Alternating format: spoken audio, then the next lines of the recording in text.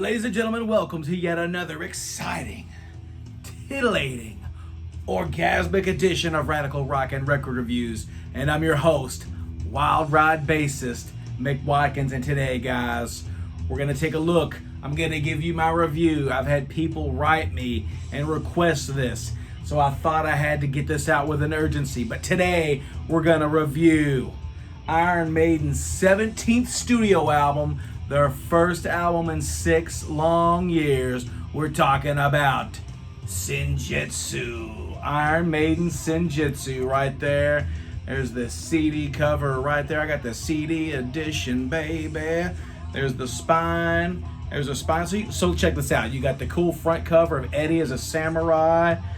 Honestly, one of Iron Maiden's best album covers in a long time. Kind of harkens back to the Maiden Japan live EP they did with the Killers lineup of Paul Di'Anno, Steve Harris, Dave Murray, Adrian Smith, and Clive Burr. Then on the back, which I think this might even be a cooler album cover, you got Eddie right there looking badass. Check that out. I'm telling you, one of Iron Maiden's best album covers. There's the inside artwork right there. One of their best album covers in a long time. Check that out right there. Pretty freaking cool, but like lots of Iron Maiden, the artwork is badass. The artwork is killer, no pun intended. But how is the music on Senjutsu, okay? Let me give you a little briefing of my quick history of Iron Maiden real quick, okay? I got into Iron Maiden back in 2003 during the Dance of Death era. And from that point on, I remember the first albums I bought of theirs. I bought Number of the Beast, I bought Dance of Death, Somewhere in Time, Killers, and then I just went exploring throughout the Iron Maiden discography. There's lots of albums that I love. There's some albums that I just like, that I find okay. And quite honestly, in my opinion, there's lots of Iron Maiden material, lots of Iron Maiden albums that I just don't really care for. They do nothing for me, okay? So let's go through, some of the more recent albums, okay? Dance of Death, thought was pretty damn good. A Matter of Life and Death, thought was pretty damn good. Final Frontier comes out in 2010. It was a total snooze fest in my opinion. Burnt me pretty bad with that one. I was like, man, this is pretty dreadful. I don't know if I want to trust Iron Maiden for another new album. All right. Book of Souls comes out in 2015. I didn't even buy Book of Souls, okay? I just sampled it online. I listened to it online, and quite honestly, it did nothing for me. Not a damn thing. So, Senjutsu is announced, okay? And I have apprehensions. I'm like, you know what? Haven't bought a brand new Iron Maiden album in 11 years. Saw the artwork. That kind of tickled my fancy, kind of got me excited. And I heard the first single, Writing on the Wall. And honestly, I thought Writing on the Wall was pretty damn cool. All right? Like that song. Then I heard Stratego. Thought that was a pretty good song. So you know what? Got on Amazon.com. I put in the pre-order and I bought Iron Maiden Senjutsu. So without further ado, let's get into the tracks for Senjutsu. Like always, my new album reviews. I got my handy dandy notebook. Got my reviews written right here. Bet you couldn't see that, could you? All right, so let's get into it. Iron Maiden Senjutsu, track number 1. This is what I wrote down. Senjutsu, very cool opening drums and guitar riff. Love the chorus, rally round to the call. Thought that part was really cool. Love the chorus in this song. Keyboards are a nice touch. Very Somewhere in Time like. Bruce sounds really good. Bruce Dickinson is sounding pretty good on this album. His voice is a little strained, but considering age, touring for 40 fucking years, and defeating throat cancer, he gets a big thumbs up from me. So you know what? Opening track, Senjutsu, pretty damn good in my opinion. Pretty good. I dug it. Track number 2, Stratego. Oh man. First thing I gotta say about Stratego is finally, after all these years, finally a heavy metal band writes a song about my favorite childhood board game, Stratego. Oh my God. Dude, as a kid, I love some Stratego. Me and my dad and my brother, we used to play Stratego all the damn time. This is my original game from back in the day when I was a kid. Love some Stratego. So I was pumped to find out. And of course, look at that box cover. Of course, it would be Iron Maiden who would record a song about the great Milton Bradley board game Stratego. Love it. So nonetheless, let's check out what I wrote about Stratego from Senjutsu. This is what my notes said. Now this is the shit. It's the shit! Classic galloping Iron Maiden. Cool riff, cool verse melodies. Steve Harris and Nico McBroiler are killing it. Love the chorus with the keyboards. Ripping solos. Sounds like Adrian Smith to me. Finally, someone writes a song about my favorite childhood board game. So far, my favorite song on the album. And I'm going to give you a little spoiler alert. Stratego is my favorite song on Senjutsu. Very cool stuff. Cool song. When Iron Maiden, or if Iron Maiden does a tour for Senjutsu, I really want to catch a show or two. And I really hope they play that song. I think it'd be a badass addition to the set list. Track number 3. Can't you see the writing on the wall? Can't you see the writing? Writing on the wall. Badass tune. Iron Maiden goes Southern rock. I like this song. Catchy as fuck chorus that I sing all the time. This song gets stuck in my head. I'll be washing dishes at my house. I'll be doing stuff around the house. And I'll be, can't you see the writing on the wall? Can't you see the writing? You know, the main riff, to me, as soon as I heard it, I was like, you know what?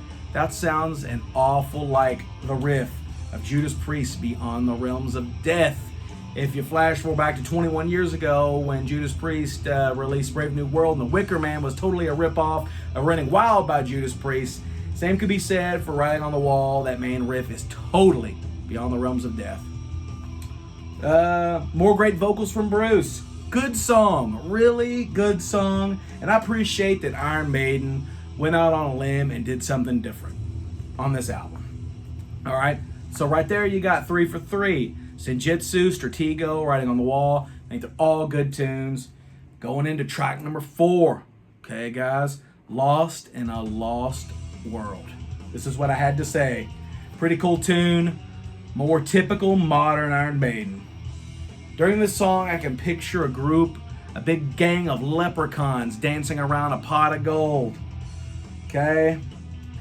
9 minutes and 31 seconds that you could easily shaved in half. Gotta agree with Martin Popoff. Now, I've watched a couple reviews of Senjutsu. I watched Dr. Fuck Ralph Vieira's review, watched a couple other reviews, and I watched one that rock and roll heavy metal author Martin Popoff did. And Martin Popoff said something that totally connected to me. And he said that, you know, modern Iron Maiden, I guess, well, pretty much from X Factor on, you can say this about majority of Iron Maiden, is that, you know, Iron Maiden's trying to go like progressive, all right? But like Martin Popoff said, Iron Maiden, and a lot of times these more modern releases, they're not really progressive. They just write really long ass songs.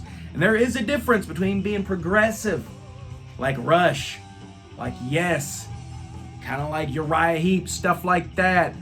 There's a difference between being progressive and just writing long-ass songs that have the same riff and the same chord progression going over and over and over again. And to me, Art Popoff, you nailed it, and that's how I feel about Lost in a Lost World. It's just same old shit, really. So right there, Senjutsu starts off pretty strong with 3 tracks. Track number 4 takes a big dip. Track number 5, Days of the Future Past. Really dig when the riff kicks in at 32 seconds. That riff kicks ass. I guess that would be like the main riff of the song. Pretty cool riff. Pretty cool rockin' riff. Cool chorus. Killer solo section. Brief but effective. A really short solo section that I just find just kind of takes the song up a little bit, but it's not like a lot of the other Iron Maiden songs where it's got like a 4-minute solo section. Jesus Christ. And once again, like Stratego, I really appreciate that Iron Maiden chose to write about one of my favorite episodes of the 1990s X-Men cartoon, Days of Future Past. That was a very cool episode. Love it. So thank you, Iron Maiden, for writing a song about the X-Men. Pretty cool movie, too. It was alright. So yeah, track number 5, Days of Future Past. Okay. It's just okay. Track number 6, The Time Machine. Here's my notes. Typical, slow Iron Maiden. Beginning. Typical, slow kind of build-up beginning for the song. Kind of overdone at this point. I like the acoustic guitars and the keyboards in the chorus, but more Celtic leprechaun sounding riffs, courtesy of the heavy metal ballerina Yannick Gears. But I do like there's a certain part where the music rapidly changes and a riff just comes out of nowhere. Then it leads to the solo section. That part's really freaking cool. I dig that part if you know what I'm talking about, if you know these songs really well. Really like the I am not a preacher, but I am a man part in the chorus. That part's got a pretty strong hook. I dig that. Other than that, Time Machine is another kind of meh, boring kind of song. Track number 7, Darkest Hour, okay? Digging on the intro. Intro's cool. Then more slow, plodding stuff. Kind of reminds me of the dreaded X Factor album. At this point, the last 4 songs all kind of sound the same. Song kind of reminds me of a little bit of Wasting Love off of the Fear of the Dark album. Another cool solo section, really kind of longer solo section. It's really bluesy. That's got kind of Dave Murray and Adrian Smith trading off licks. Thought that was cool. That was about the most redeeming quality, the most redeeming part of Darkest Hour. Other than that, not feeling it, dude. Not feeling it. Track number 8, Death of the Celts. My God. If Iron Maiden has ever wrote a bore fest in the last 21 years, this is the biggest bore fest they've written yet, guys. I'm sorry. I hate dumping on an album by a band that I really appreciate and that I really like. But man, Death of the Celts. Another slow, plodding, kind of depressing intro. Doesn't really go nowhere. This song doesn't go anywhere hardly to me. It just kind of stays on this even plane of just same old, fucking same old. I've seen people say that this is a standout cut, and I am just not hearing it. Cool riff at the beginning, but then again it sounds like more leprechaun jigs. It sounds like a leprechaun jig. Just another song that's kind of Death of the Celts. Don't need it. Track number 9, The Parchment. Sounds like a continuation of the last 5 songs. To be honest, I've kind of checked out at this point. Same riffs, just over and over and over again with no hooks. Completely devoid of hooks. Just the same thing going on and on. Sounds just like the last 5 songs. Track number 10, Hell on Earth. This my notes say, and no offense, really, but it's just kind of boring. Same gallop, same chord progressions, same melodies, too drawn out, just boring. I'm sorry. I hate to do this. Iron Maiden to me is a much better band than this. Senjutsu. I've came up with a new rating scale. Alright, I came up with a new rating scale that I'm going to do here on Rockin' Record Reviews for new albums. Or really just albums in general. You got 1 star equals poop or shit. 2 star means It's okay. 3 stars means pretty good. 4-star means it's killer. And 5-star means it's a classic, a modern classic, or just a classic. Final verdict on Iron Maiden Senjutsu. Man, this album started out very strong for me, and it got me excited. I was like, finally, all right, Iron Maiden's gonna get back to that Brave New World Dance of Death, a matter of life and death kind of era. But they didn't. To me, this album, while being better than The Final Frontier and Book of Souls, this album just doesn't do it for me. And you know what's sad is, lots of times I'll give albums a chance to grow on me. A lot of really some of the most killer albums I've ever heard in my lifetime have been growers. But that's all I had to do was listen to this once. I had to force myself to listen to this. And really past track, maybe Writing on the Wall, maybe Lost in a Lost World, past that it just was like a chore, dude. And I really don't picture this album being much of a grower on me. You know what? If you love this album and you think it's the greatest thing Iron Maiden's ever recorded, awesome, man. Give you huge props on that. Huge thumbs up on that. I want Iron Maiden to succeed, but in my opinion, they've gotten too comfortable, man. They've gotten too comfortable. One of the things I think needs to change with the next album, Kevin Shirley, dude. Get Kevin Shirley out of the production chair. And like he's did with Saxon, like he's did with Accept, like he's did with Judas Priest, I think on the next album, I would love to see Iron Maiden hook up with Andy Schneep, okay? Iron Maiden needs a change. Iron Maiden, to me, hook up with Andy Schneep and knock off these 8-minute to 12-minute long songs. And just go in there and just kind of do like a new age, a modern age, No Prayer for the Dying or Fear of the Dark, to where you just go in there and you just knock out some cool 4 or 5-minute rockin' badass Iron Maiden tracks. That would be what I would want to hear for the next Iron Maiden release. I hate to dump on this, but man, this album just did not do much for me at all. Senjutsu kicks ass, Stratego kicks ass, Writing on the Wall kicks ass, Lost in a Lost World is okay. After that, all the songs just start sounding the same. Kind of how I feel like this review is sounding. It just sounds like I'm saying the same thing over and over and over. But, you know what? I respect the hell out of Iron Maiden for being a classic heritage band, a classic legacy band. I have lots of props for them not resting on their laurels. Like my favorite band of all time, Kiss. Thank you, Iron Maiden, for continuing to be a creative force in hard rock, heavy metal. Thank you for not just doing the same old shit. And I know when they go out on tour for this album, half this album will be played, if not the whole damn thing. And you know what?